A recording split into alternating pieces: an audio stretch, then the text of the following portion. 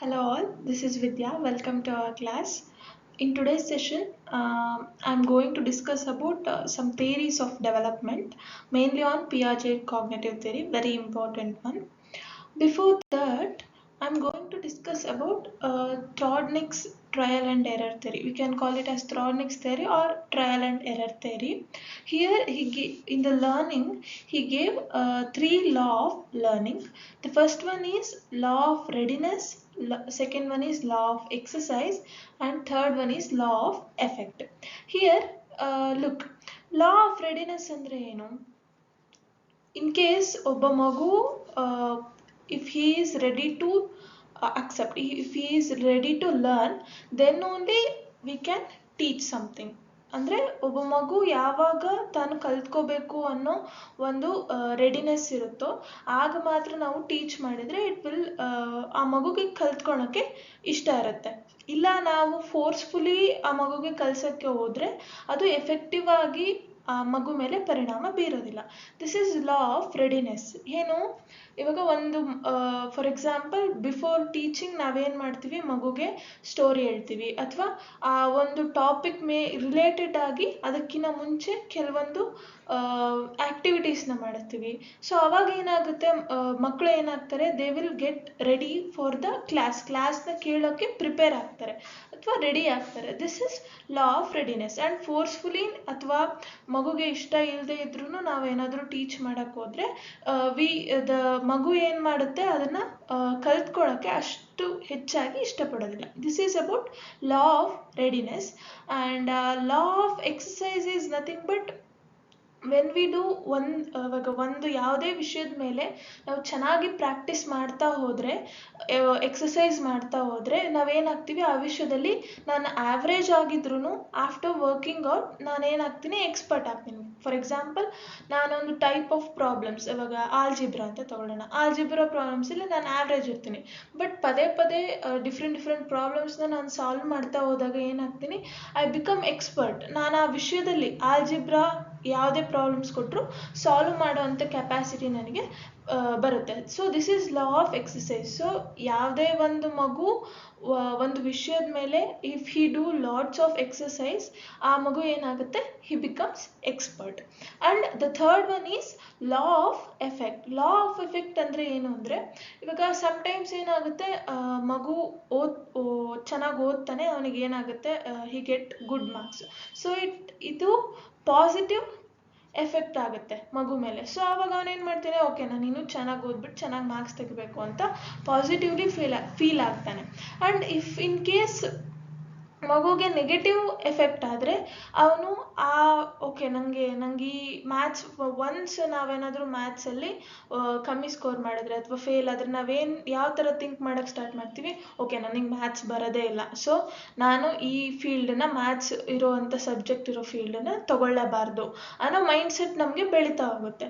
So this is negative effect. ಸಿಂಪಲ್ಲಾಗಿ ಹೇಳಬೇಕು ಅಂದರೆ, ಇವಾಗ ನಾವೆಲ್ಲಾದರೂ ಹೊರಗಡೆ ಹೋಗಿರ್ತೀವಿ, ಯಾವುದಾದ್ರೂ ಪ್ಲೇಸ್ಗೆ ಅಥವಾ ರೆಸ್ಟೋರೆಂಟ್ಗೆ, ಹೋಟೆಲಿಗೆ ಹೋಗಿರ್ತೀವಿ, ಅಲ್ಲಿ ಫುಡ್ ಚೆನ್ನಾಗಿದ್ದರೆ ವಿ ಗೋ ಅಗೇನ್. ಅಲ್ಲಿ ಯಾಕೆ, ನಮಗೆ ಪಾಸಿಟಿವ್ ಎಫೆಕ್ಟ್ ಆಗಿರುತ್ತೆ, ಇಲ್ಲ ಇಲ್ಲಿ ಫುಡ್ ಚೆನ್ನಾಗಿತ್ತು ಅಂತ ನಾವು ಪಾಸಿಟಿವ್ ಆಗಿ ಆ ಹೋಟೆಲಿಗೆ ಮತ್ತೆ ಹೋಗ್ತೀವಿ. ಇನ್ ಕೇಸ್ ಫುಡ್ ಚೆನ್ನಾಗಿರಲಿಲ್ಲ ಅಂದರೆ it becomes negative effect. So ನಾನೇನು ಮಾಡ್ತೀನಿ, ಅಲ್ಲಿ ಮತ್ತೆ ಹೋಗೋದಕ್ಕೆ ಇಷ್ಟಪಡೋದಿಲ್ಲ. Very simple example. So these three loss given by Trodnick about learning. It is very simple theory. You should remember these 3 points. That's it. Okay, next, the very Piaget cognitive theory. Piaget is a Switzerland scientist or Swiss psychologist kuda. He have done many researches. Child growth ಹೇಗಾಗುತ್ತೆ, cognitive development ಹೇಗಾಗುತ್ತೆ ಅನ್ನೋದ್ರ ಬಗ್ಗೆ discuss ಮಾಡಿದ್ದಾರೆ. And in this theory, ಇಲ್ಲಿ in the name it self it has a cognitive theory. Cognitive development ಹೇಗಾಗುತ್ತೆ ಅನ್ನೋದ್ರ ಬಗ್ಗೆ discuss ಮಾಡ್ತಾರೆ. Also we can call it as intellectual development. ಅಂದರೆ ಕಾಗ್ನಿಟಿವ್ ಅಂದರೆ, cognitive I have discussed in the last class. Cognitive ಅಂದರೆ ಏನು ಬರುತ್ತೆ, it is mental. ಅಂದರೆ ಮೆಂಟಲಿ ಮಗುನ ಲಾಜಿಕಲ್ ಡೆವಲಪ್ಮೆಂಟ್ ಹೇಗಾಗುತ್ತೆ, ಥಿಂಕಿಂಗ್ ಹೇಗೆ ಬರುತ್ತೆ, ಲ್ಯಾಂಗ್ವೇಜ್ ಡೆವಲಪ್ಮೆಂಟ್ ಹೇಗಾಗುತ್ತೆ ಅನ್ನೋದ್ರ ಬಗ್ಗೆ ಪಿಯಾಜೆ ಕಾಗ್ನಿಟಿವ್ ಥಿಯರಿಯಲ್ಲಿ ಡಿಸ್ಕಸ್ ಮಾಡ್ತಾ ಹೋಗ್ತಾರೆ. ಪಿಯಾಜೆ ಸೇ ಚಿಲ್ಡ್ರನ್ಸ್ ಆರ್ ಲಿಟಲ್ ಸೈಂಟಿಸ್ಟ್. ಅವ್ರ ಪ್ರಕಾರ ಚಿಲ್ಡ್ರನ್ಸ್ ಆರ್ ಲಿಟಲ್ ಸೈಂಟಿಸ್ಟ್. ಅಂದರೆ ಇವಾಗ ಸೈಂಟಿಸ್ಟ್ ಯಾವ ಥರ ಇರ್ತಾರೆ, ಸೈಂಟಿಸ್ಟ್ ಯಾವಾಗಲೂ ಯಾವುದಾದ್ರೂ ಒಂದು ವಿಷಯದ ಬಗ್ಗೆ ರಿಸರ್ಚ್ ಆಗಿರ್ಬೋದು ಅಥವಾ ಯಾವುದಾದ್ರೂ ವಿಷಯದ ಬಗ್ಗೆ ದೇ ಥಿಂಕ್ ಅ ಲಾಟ್ ಅಲ್ವಾ. In the same way children's ಕೂಡ ಹೇಗಿರ್ತಾರೆ ಅಂದರೆ ದೇ ಡೂ ಏನಾದರೂ ಒಂದು ಕೆಲಸದಲ್ಲಿ ಯಾವಾಗಲೂ ತೊಡಕೊಂಡೇ ಇರ್ತಾರೆ. ಇವಾಗ ಫಾರ್ ಎಕ್ಸಾಂಪಲ್ ಏನಾದರೂ ಒಂದು ಆಟದ ಸಾಮಾನಿದೆ ಅಂದರೆ ಆ ಆಟದ ಸಾಮಾನು ಎಲ್ಲ ಪಾರ್ಟ್ಸ್ನ ಬಿಡಿಸ್ಬಿಟ್ಟು ಸಪ್ರೇಟ್ ಮಾಡಿಬಿಟ್ಟು ಅದರೊಳಗೆ ಏನಿದೆ ಅಂತ ನೋಡೋದು. They are very curious in nature. ಅದರೊಳಗೆ ಏನಿದೆ, ಅಲ್ಲೇನಿರುತ್ತೆ, ಅದು ಯಾಕೆ ಹಂಗಿದೆ ಅನ್ನೋ ಕ್ವೆಶನ್ಸ್ ತುಂಬ ಇರುತ್ತೆ. ಇನ್ ದ ಸೇಮ್ ವೇ ಸೈಂಟಿಸ್ಟ್ಗೂ ಕೂಡ ತುಂಬ ಥರದ ಕ್ವಶನ್ ಇರುತ್ತಲ್ವಾ. ಸೊ ಪಿಯಾಜೆ ಪ್ರಕಾರ childrens are little scientist and they are active constructor of a knowledge. They build knowledge actively. So Piaget is a radical constructivist. Also here constructivism ಅಲ್ಲಿ there are two theories. ಎರಡು theory ಬರುತ್ತೆ. ಒಂದು ಪಿಯಾಜೆ ಅವ್ರದ್ದು and another one is Vygotsky. Piaget is a radical constructivist and Vygotsky is about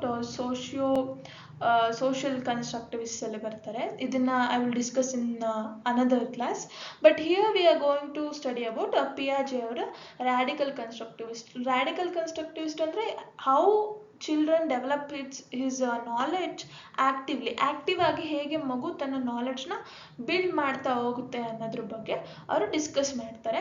and ಪಿಯಾಜೆ ಅವ್ರದ್ದು radical constructivist. Okay, next here according to Piaget children are born with mental structure. One mental structure ಅಂದ್ರೆ that is nothing but schema na in the when they are born from the time of birth only they have schema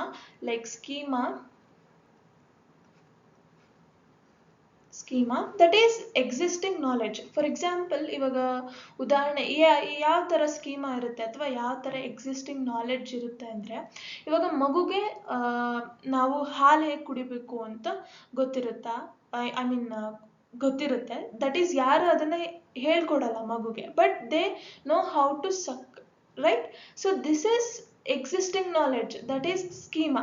and also ನಂಗೆ ಹಶ್ವಾದಾಗ ಅಳುತ್ತೆ ಮಗು, ಹೇಗೆ ಗೊತ್ತಿರುತ್ತೆ ಹಶ್ವಾದಾಗ ನಾನು ಅಳ್ತೀನಿ ಅಂತ. that means they have a existing knowledge. It is nothing but schema.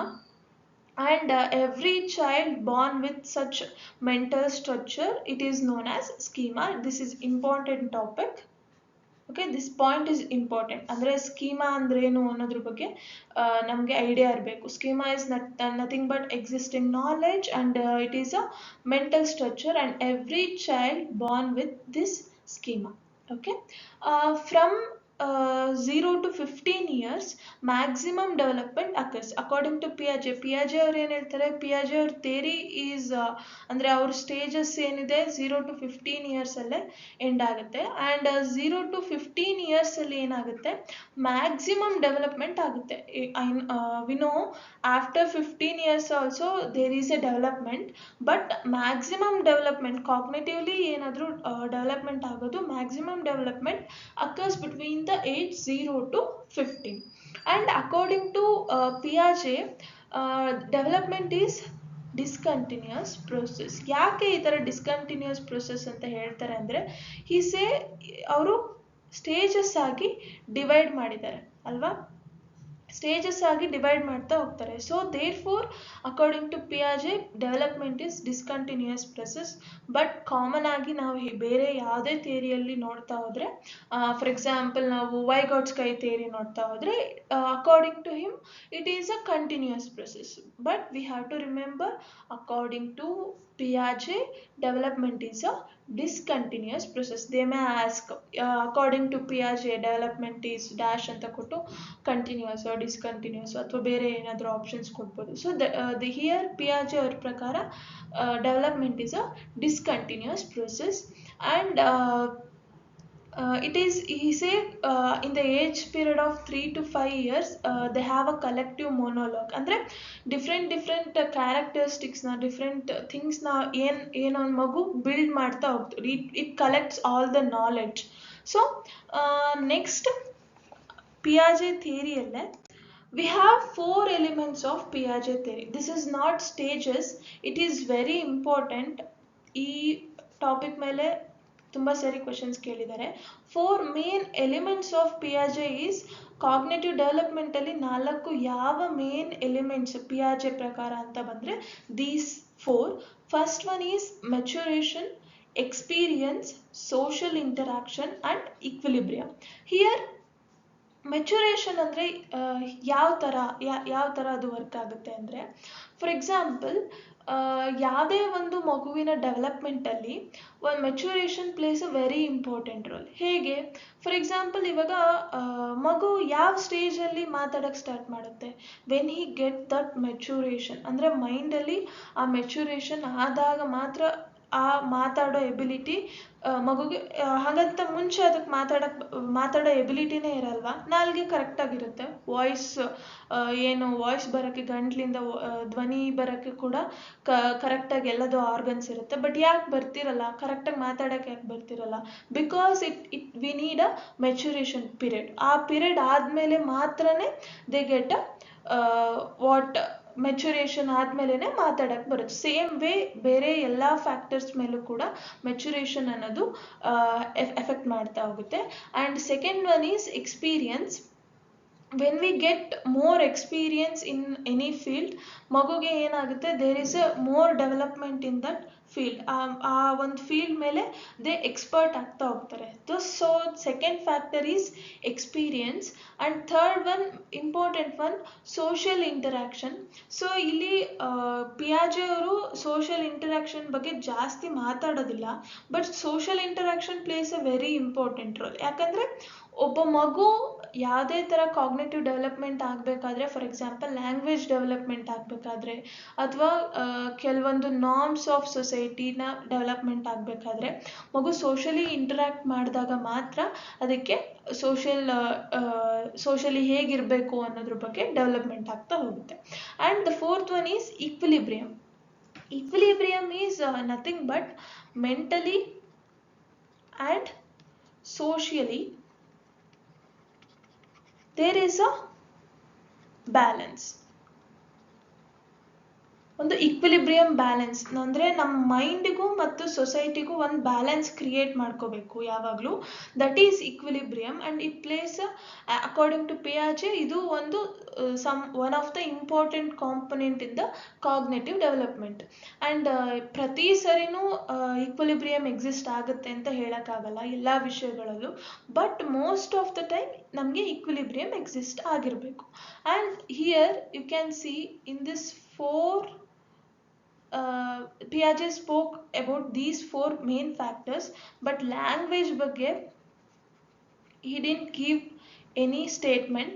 But Piaget ಅವರು language ಏನು use ಇಲ್ಲ, I mean in the ಡೆವಲಪ್ಮೆಂಟಲ್ಲಿ ಲ್ಯಾಂಗ್ವೇಜ್ ಯಾವ ಇಂಪಾರ್ಟೆನ್ಸ್ ಕೂಡ ಇಲ್ಲ ಅಂತಲೂ ಎಲ್ಲೂ ಮೆನ್ಷನ್ ಮಾಡಿಲ್ಲ. ಹಾಗಂತ language plays a very important role ಅಂತಲೂ ಕೂಡ ಎಲ್ಲೂ ಮೆನ್ಷನ್ ಮಾಡಿಲ್ಲ. ಸೊ ಲ್ಯಾಂಗ್ವೇಜ್ ಬಗ್ಗೆ ಅವರು ಹೆಚ್ಚಾಗಿ ಮಾತಾಡಿಲ್ಲ. But in the social interaction only we get some point in the language, but ಅದ್ರ ಬಗ್ಗೆ ಸ್ಪೆಷಲ್ ಆಗಿ ಅವರು ಮಾತಾಡಿಲ್ಲ. ಇಲ್ಲಿ ಈಕ್ವಿಲಿಬ್ರಿಯಮ್ ಬಗ್ಗೆ ನೋಡ್ತಾ ಹೋದರೆ, ಈಕ್ವಿಲಿಬ್ರಿಯಮ್ ಮೇಲೇನೆ we can get more questions, 1 or 2 questions ಬರುತ್ತೆ. ಸೊ ಈಕ್ವಿಲಿಬ್ರಿಯೇಷನ್ ಅಲ್ಲಿ it has 2 types. One is adaptation and organization. Adaptation ಮತ್ತೆ ನಾವು ನೋಡೋದಾದ್ರೆ ಅಸಿಮಿಲೇಷನ್ ಮತ್ತೆ ಅಕಾಮಡೇಷನ್ ಅಂತ ಮತ್ತೆ 2 ಸಬ್ ಡಿವಿಷನ್ ಆಗುತ್ತೆ. So in the last slide ನಾನು ಏನು ಹೇಳಿದೆ, we have a existing knowledge that is schema ಅಂತ ಹೇಳಿದೆ ಅಲ್ವಾ. That is mental ability we from the birth only ನಮಗಿರುತ್ತೆ ಅಂತ ಡಿಸ್ಕಸ್ ಮಾಡ್ತಾ ಹೋದ್ವಿ, ರೈಟ್.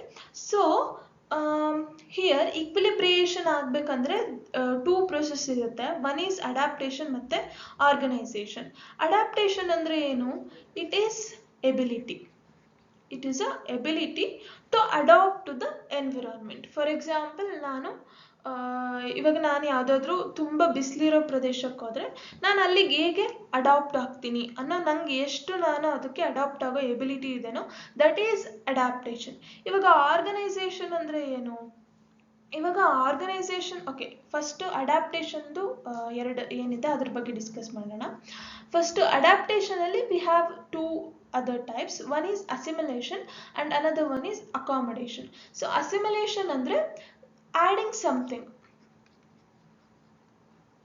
ಇವಾಗ ಎಕ್ಸಿಸ್ಟಿಂಗ್ ಸ್ಕೀಮಾಗೆ ನಾವು ಅಂದರೆ ಎಕ್ಸಿಸ್ಟಿಂಗ್ ನಾಲೆಡ್ಜ್ಗೆ ನಾನು ಇನ್ನೊಂದು ನಾಲೆಡ್ಜ್ನ ಆ್ಯಡ್ ಮಾಡ್ತೀನಿ. ಫಾರ್ ಎಕ್ಸಾಂಪಲ್ ಇವಾಗ ನಾನು ಆಗಲೇ ಏನು ಹೇಳಿದೆ, ನಾನು ಹೆಚ್ಚು ಬಿಸಿಲಿರೋ ಪ್ರದೇಶಕ್ಕೆ ಮರಳು ಗಾಡಿಗೆ ಹೋಗಿದ್ದೀನಿ ಅಂತ ಇಟ್ಕೊಳ್ಳೋಣ.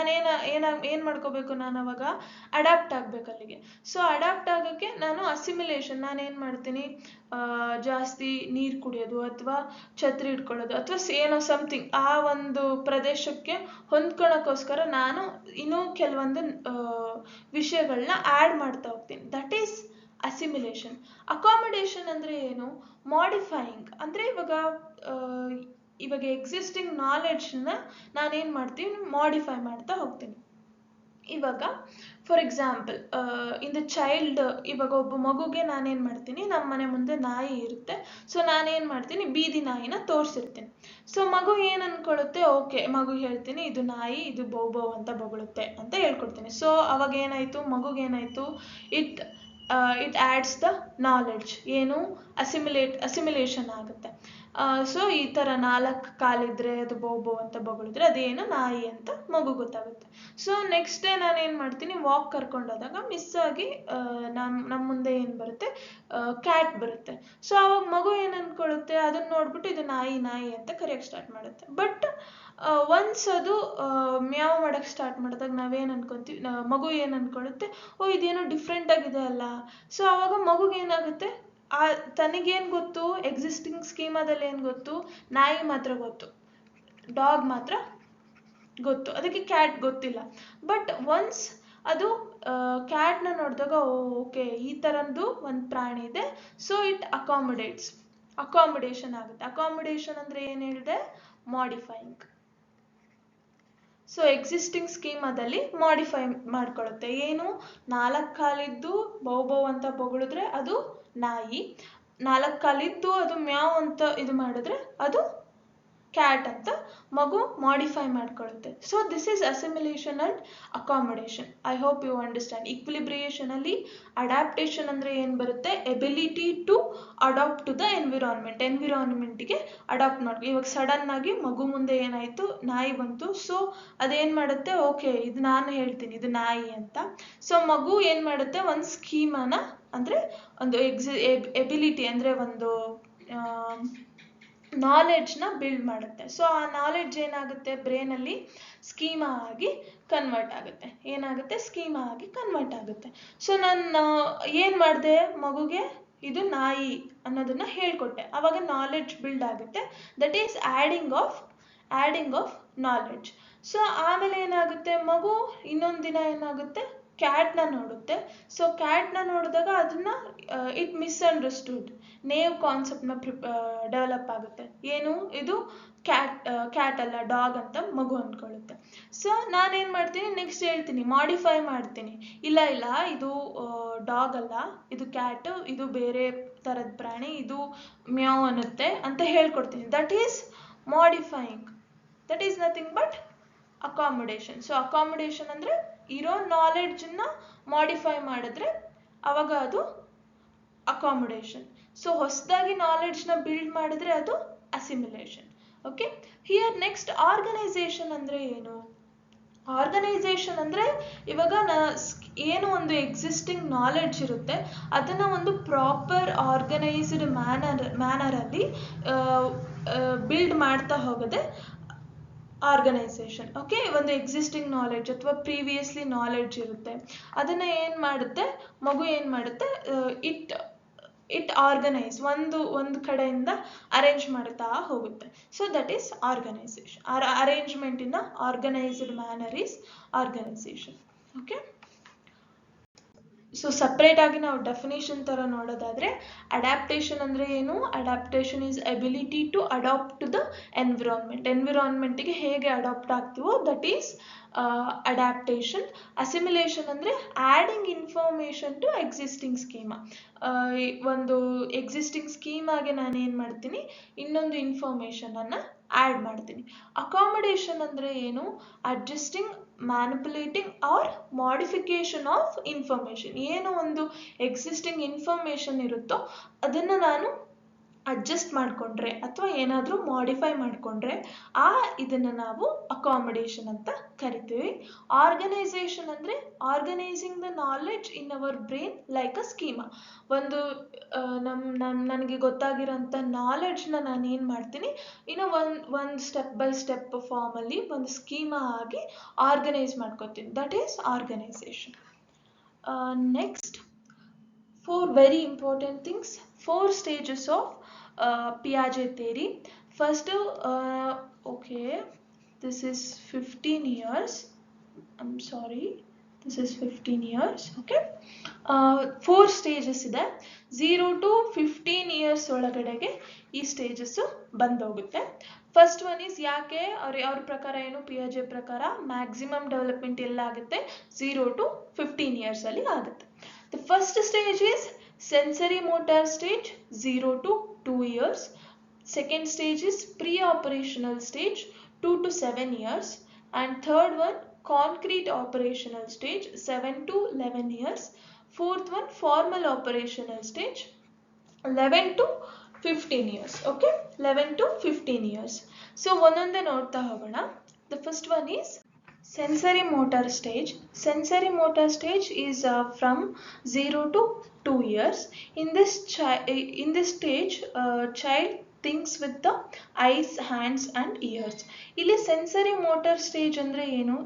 Through the senses, for example tongue ಆಗಿರ್ಬೋದು ಆ್ಯಂಡ್ ನೋಸ್, ಸ್ಕಿನ್, ಇದ್ರ ಮೂಲಕ ಮಗು ಏನು ಮಾಡುತ್ತೆ, ಕಲಿತಾ ಹೋಗುತ್ತೆ, ನಾಲೆಡ್ಜ್ನ ಬಿಲ್ಡ್ ಮಾಡ್ತಾ ಹೋಗುತ್ತೆ. So here senses are the teachers. ಸೆನ್ಸಸ್ಸಿನ ಮೂಲಕನೇ ಮಗು ಏನು ನಾಲೆಡ್ಜ್ನ ಬಿಲ್ಡ್ ಮಾಡ್ಕೊಳ್ಳುತ್ತೆ. And it has goal directed behaviour.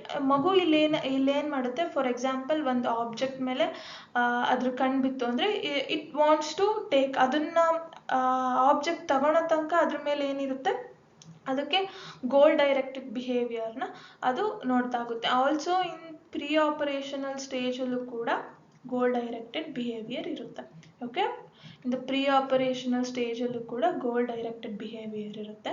And sensory motor ಸ್ಟೇಜಲ್ಲಿ child have deferred imitation. Deferred imitation ಅಂದರೆ it is not just imitation. Deferred imitation ಅಂದರೆ ಮಗು ಏನು ಮಾಡುತ್ತೆ, ಪೇರೆಂಟ್ಸ್ ಅಥವಾ ತನ್ನ ಸರೌಂಡಿಂಗಲ್ಲಿ ಯಾವ ಥರ ಬಿಹೇವಿಯರ್ ಇದೆ ಅಥವಾ ಯಾವ ಥರ ಅವ್ರ ಆ್ಯಕ್ಷನ್ಸ್ ಇದೆ ಅನ್ನೋದನ್ನ ನೋಡ್ಕೊಳುತ್ತೆ. ನೋಡ್ಕೊಂಡ್ಬಿಟ್ಟು ಆಫ್ಟರ್ ಸಮ್ ಪೀರಿಯಡ್, ಸ್ವಲ್ಪ ಸಮಯದ ನಂತರ ಏನು ಮಾಡುತ್ತೆ, ಅದನ್ನು ಆ ಆ್ಯಕ್ಷನ್ಸ್ನ ಇಮಿಟೇಟ್ ಮಾಡೋಕ್ಕೆ ಟ್ರೈ ಮಾಡುತ್ತೆ. This is deferred imitation.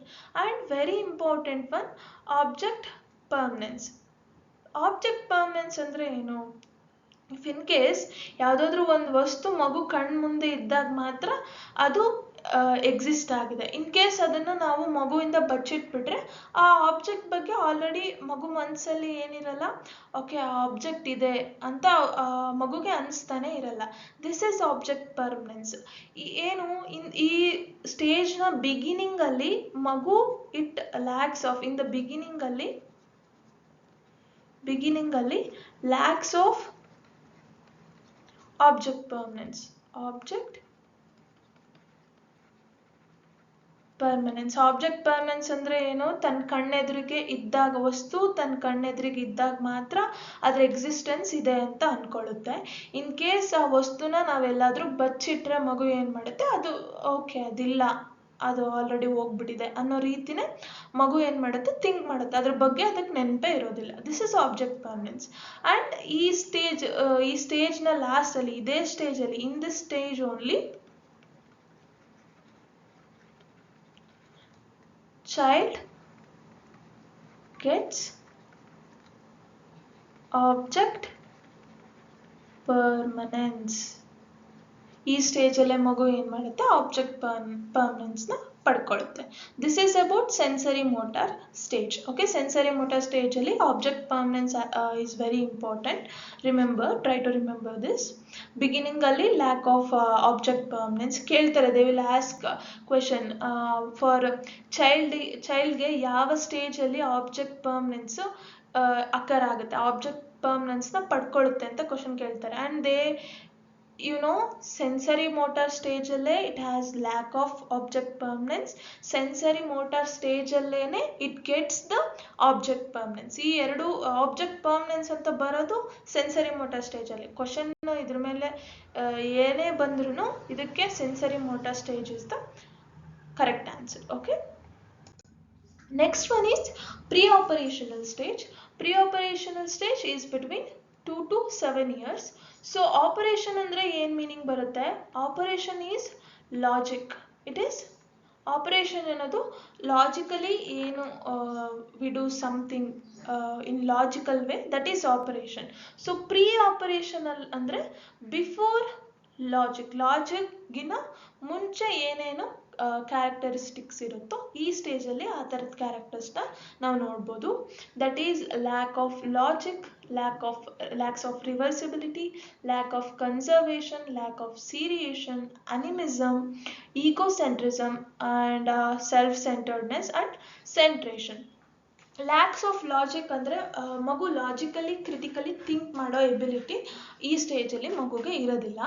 And lacks of reversibility ಅಂದರೆ ಫಾರ್ ಎಕ್ಸಾಂಪಲ್ 5 + 3 ಇರುತ್ತೆ, ದಟ್ ಈಸ್ 5 + 3 is 8. ಬಟ್ ಮತ್ತೆ ನಾನು ಇದೇ ಕ್ವಶನನ್ನು 3 + 5 ಎಷ್ಟು ಪುಟ ಅಂತ ಕೇಳಿದ್ರೆ ಅದು ಮತ್ತೆ ಇಟ್ ವಿಲ್ ಕ್ಯಾಲ್ಕುಲೇಟ್ 1 2 3 4 ಅಂತ ಕ್ಯಾಲ್ಕುಲೇಟ್ ಮಾಡ್ತಾ ಹೋಗುತ್ತೆ. ಬಿಕಾಸ್ ಸಡನ್ನಾಗಿ ರಿವರ್ಸ್ ಮಾಡಿ ಕ್ವಶನ್ ಕೇಳಿದ್ರೆ ಮಗುಗೆ ಏನಾಗ್ತಿರಲ್ಲ, ಗೊತ್ತಾಗ್ತಾ ಇರಲ್ಲ. That is lack of reversibility.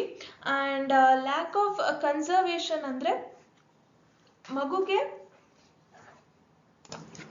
Lack of conservation ಅಂದರೆ ಏನು ಮೀನಿಂಗ್ ಬರುತ್ತೆ ಅಂದರೆ, ಫಾರ್ ಎಕ್ಸಾಂಪಲ್ ಇವಾಗ ನಾವು ಒಂದು 5 ಲೀಟರ್ ಇದನ್ನು ನಾವೇನು ಮಾಡಿರ್ತೀವಿ, ಇದರಲ್ಲಿ 5 ಲೀಟರ್ ವಾಟರ್ ಇದೆ ಅಂತ ತಿಳ್ಕೊಳ್ಳೋಣ.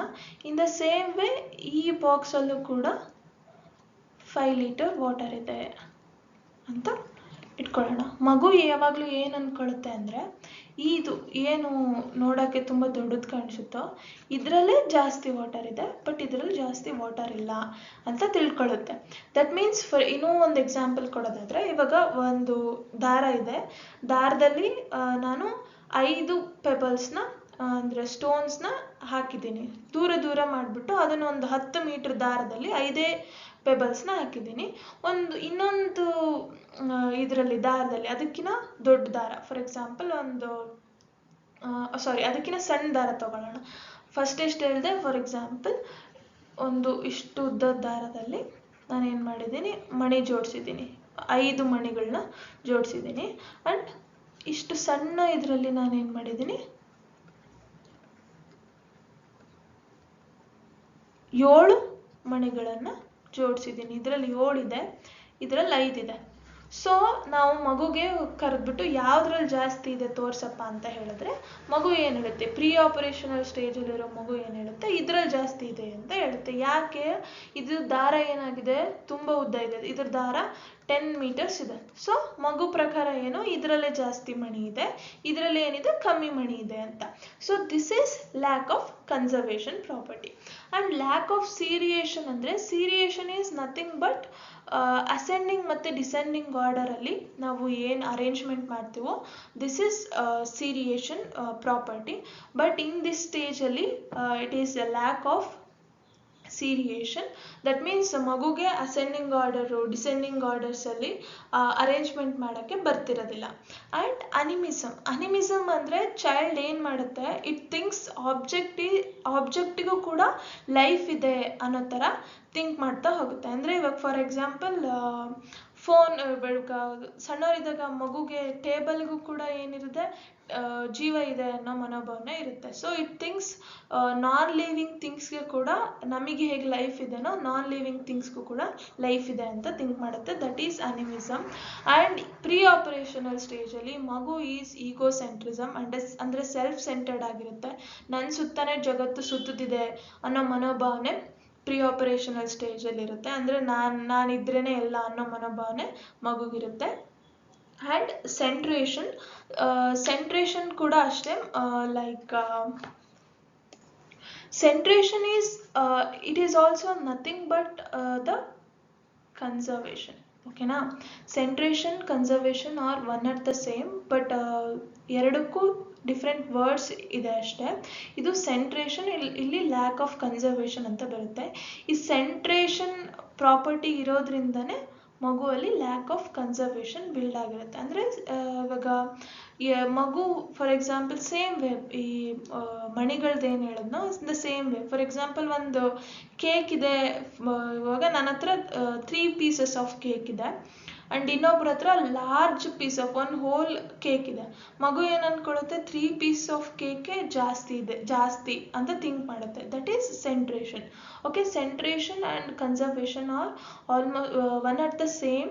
ಸೆಂಟ್ರೇಷನ್ ಇಂದನೇ ಲ್ಯಾಕ್ ಆಫ್ ಕನ್ಸರ್ವೇಷನ್ ಬಿಲ್ಡ್ ಆಗಿರುತ್ತೆ.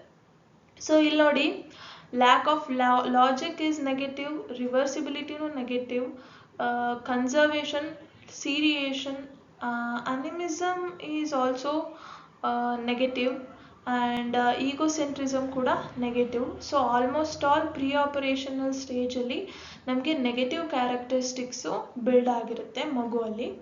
And in the next stage, concrete operational stage. So concrete operational ಅಂದರೆ, ಕಾಂಕ್ರೀಟ್ ಅಂದರೆ things which can be touch. ನಾವು ಯಾವ ವಸ್ತುಗಳನ್ನು ಟಚ್ ಮಾಡ್ಬೋದು ಅಥವಾ ಫೀಲ್ ಮಾಡ್ಬೋದು, ಅದಕ್ಕೆ ಕಾಂಕ್ರೀಟ್ ಅಂತ ಕರಿತೀವಿ. ಆಪರೇಷನಲ್ ಅಂದರೆ ಆಗಲೇ ಏನು ಹೇಳಿದ್ದೆ, ಲಾಜಿಕ್ ಅಂತ ಹೇಳಿದ್ದೆ. ಸೊ ಸಮಥಿಂಗ್ ನಾವು ಯಾವುದನ್ನು ನೋಡ್ಬೋದು, ಟಚ್ ಮಾಡ್ಬೋದು ಅಥವಾ ಫೀಲ್ ಮಾಡ್ಬೋದು, ಅದ್ರ ಮೇಲೆ ಲಾಜಿಕಲಿ ಹೇಗೆ ಮಗು ಥಿಂಕ್ ಮಾಡುತ್ತೋ. So in this stage, concrete operational ಸ್ಟೇಜಲ್ಲಿ ಮಗುಗೆ ಈ ಥರದ ಕ್ಯಾರೆಕ್ಟರಿಸ್ಟಿಕ್ಸು ಡೆವಲಪ್ ಆಗುತ್ತೆ. ಇಲ್ಲಿ ಏನು ಪ್ರೀ ಆಪರೇಷನಲ್ ಸ್ಟೇಜಲ್ಲಿ ಎಲ್ಲ ನೆಗೆಟಿವ್ ಇದ್ವೋ, ಈ ಸ್ಟೇಜಲ್ಲಿ ಎಲ್ಲ ಪಾಸಿಟಿವ್ ಆಗುತ್ತೆ. ಕನ್ಸರ್ವೇಷನ್ ಆಗಿರ್ಬೋದು, ಸೀರಿಯೇಷನ್ ಆಗಿರ್ಬೋದು, classification, reversibility, decentration, concrete logical thinking and inductive thoughts, ಇವೆಲ್ಲ ಏನು ಇವಾಗ ನಾವು ಮೇನಾಗಿ ನೋಡೋದಾದರೆ CCS ಅಂತ ನೆನ್ಪಿಟ್ಕೋಬೋದು. That is conservation, classification and seriation. Okay, seriation ಅಂದರೆ ಏನು ಹೇಳಿದ್ದೆ, ಅಸೆಂಡಿಂಗ್ ಮತ್ತು ಡಿಸೆಂಡಿಂಗ್ ಆರ್ಡರಲ್ಲಿ ನಾವು ಏನು ಅರೇಂಜ್ ಮಾಡ್ತೀವೋ ಅದು. ಯಾವ ಸ್ಟೇಜಲ್ಲಿ ನಮಗೆ ಸೀರಿಯೇಷನ್ ಡೆವಲಪ್ ಆಗುತ್ತೆ ಅಂತ ಕ್ವಶನ್ ಕೇಳಿದ್ದೆ. ಇದು ಕಾಂಕ್ರೀಟ್ ಆಪರೇಷನಲ್ ಸ್ಟೇಜಲ್ಲಿ ಸೀರಿಯೇಷನ್ ಡೆವಲಪ್ ಆಗುತ್ತೆ. ಲ್ಯಾಕ್ ಆಫ್ ಸೀರಿಯೇಷನಲ್ಲಿ ಎಲ್ಲಿರುತ್ತೆ, ಇನ್ ದ ಪ್ರೀ ಆಪರೇಷನಲ್ ಸ್ಟೇಜಲ್ಲಿ ಲ್ಯಾಕ್ ಆಫ್ ಸೀರಿಯೇಷನ್ ಆಗಿರುತ್ತೆ. ಕನ್ಸರ್ವೇಷನ್ ಕೂಡ ಅಷ್ಟೇ. ಈವನ್ ಆಲ್ಸೋ ಕ್ಲಾಸಿಫಿಕೇಷನ್, ಮಗುಗೆ ಇನ್ ಪ್ರೀ ಆಪರೇಷನಲ್ ಪೀರಿಯಡಲ್ಲಿ ಕ್ಲಾಸಿಫಿಕೇಷನ್ ಮಾಡೋಕ್ಕೆ ಕಷ್ಟ ಆಗ್ತಾ ಇರುತ್ತೆ. He can classify. ಇವಾಗ ಫಾರ್ ಎಕ್ಸಾಂಪಲ್ ಉದ್ದ ಅಥವಾ ಡಿಫ್ರೆಂಟ್ ಸೈಜ್ ಆಗಿರ್ಬೋದು, ಶೇಪ್ ಆಗಿರ್ಬೋದು ಇದ್ದರೆ ಕ್ಲಾಸಿಫೈ ಮಾಡೋಕ್ಕೆ ಕಷ್ಟ ಆಗುತ್ತೆ. ಬಟ್ ಇನ್ ಕಾಂಕ್ರೀಟ್ ಆಪರೇಷನಲ್ ಸ್ಟೇಜಲ್ಲಿ ಮಗುಗೆ ಕ್ಲಾಸಿಫಿಕೇಷನ್ ಮಾಡೋದು ಈಸಿ ಆಗ್ತಾ ಹೋಗುತ್ತೆ. ಆ್ಯಂಡ್ ಇಲ್ಲಿ ನೋಡಿ, ಕಾಂಕ್ರೀಟ್ ಲಾಜಿಕಲ್ ಥಿಂಕಿಂಗು ಡೆವಲಪ್ ಆಗುತ್ತೆ. ಕಾಂಕ್ರೀಟ್ ಅಂದರೆ ಏನು, ವಿಚ್ ಇಸ್ ಟಚ್ ಮತ್ತು ಫೀಲ್ ಮಾಡಿ ನಮ್ಮ ಮುಂದೆ ಏನಿರುತ್ತೋ ಆ ಆಬ್ಜೆಕ್ಟ್ಸ್ ಮೇಲೆ ನಾವು ಲಾಜಿಕಲಿ ಥಿಂಕಿಂಗ್ ಅಪ್ಲೈ ಮಾಡಿದ್ರೆ that is concrete logical thinking. And also here they have a inductive thoughts ಅಂದರೆ from example to rule. Okay, example to rule, inductive thinking ability, inductive ಥಾಟ್ಸ್ನ ಈ ಸ್ಟೇಜಲ್ಲೇ ಡೆವಲಪ್ ಮಾಡ್ತಾ ಹೋಗುತ್ತೆ. Conservation, seriation, classification, reversibility, decentration, concrete logical thinking ಮತ್ತು inductive thoughts, ಈ ಎಲ್ಲ developments concrete operational ಸ್ಟೇಜಲ್ಲಿ ಡೆವಲಪ್ ಆಗುತ್ತೆ. And the last one, formal operational stage between the years 11 to 15. ಇಲ್ಲೇನಾಗುತ್ತೆ, ಫಾರ್ಮಲ್ ಆಪರೇಷನ್ ಇವಾಗ ನಾನು ಏನು ಮಾಡಿದೆ, ಫಸ್ಟು ಪ್ರೀ ಆಪರೇಷನ್ ಅಲ್ಲಿ ಹೇಳಿದೆ, ದಟ್ ಈಸ್ ಅಲ್ಲಿ ಏನಾಗಿತ್ತು, it lacks of logic. Next ಏನು ಹೇಳಿದೆ, ಕಾನ್ಕ್ರೀಟ್ ಆಪರೇಷನ್ ಅಲ್ಲಿ ಹೇಳಿದೆ, ಇದರಲ್ಲಿ ಏನಾಗಿತ್ತು, ಲಾಜಿಕ್ ಬಿಲ್ಡ್ ಆಯಿತು. ಯಾವ ಥರದ ಲಾಜಿಕ್ಕು, ಕಾನ್ಕ್ರೀಟ್ ಲಾಜಿಕ್ ಅಂದರೆ ಎಕ್ಸಿಸ್ಟಿಂಗ್ ಆಬ್ಜೆಕ್ಟ್ಸ್ ಮೇಲೆ ಫೀಲ್ ಮಾಡ್ಬೋದಾದಂಥ ಆಬ್ಜೆಕ್ಟ್ಸ್ ಮೇಲೆ ಇದೆ. ಫಾರ್ಮಲ್ ಆಪರೇಷನ್ ಅಲ್ಲಿ ಅಂದರೆ ಹಿಯರ್ ಲಾಜಿಕ್ ನೆಕ್ಸ್ಟ್ ಲೆವೆಲ್ಗೆ ಹೋಗುತ್ತೆ. ದಟ್ ಮೀನ್ಸ್ ಕಾನ್ಕ್ರೀಟ್ಗೆ opposite is abstract. Okay, remember this, ಕಾನ್ಕ್ರೀಟ್ಗೆ opposite is abstract. That means imaginary ಥಿಂಕಿಂಗಲ್ಲಿ ಇವಾಗ ನಮಗೆ ಈಗ ಮ್ಯಾಥ್ಸ್ ಪ್ರಾಬ್ಲಮ್ಸು ನಾವು ಸಣ್ಣವರಿದ್ದಾಗ at the stage of concrete operational ಸ್ಟೇಜಲ್ಲಿ ಹೇಗಿರ್ತಿತ್ತು, ನಮ್ಮ ಎದುರುಗಡೆಗೆ ಆ್ಯಪಲ್ಸ್ 2 ಆ್ಯಪಲ್ ಇದೆ, 2 ಆ್ಯಪಲ್ಲಿಗೆ ನಾನು 3 ಆ್ಯಪಲ್ಸ್ನ ಆ್ಯಡ್ ಮಾಡಿದ್ರೆ ಎಷ್ಟಾಗುತ್ತೆ, ಆ ಥರ ಕ್ವಶನ್ಸ್ ಇರ್ತಿತ್ತು.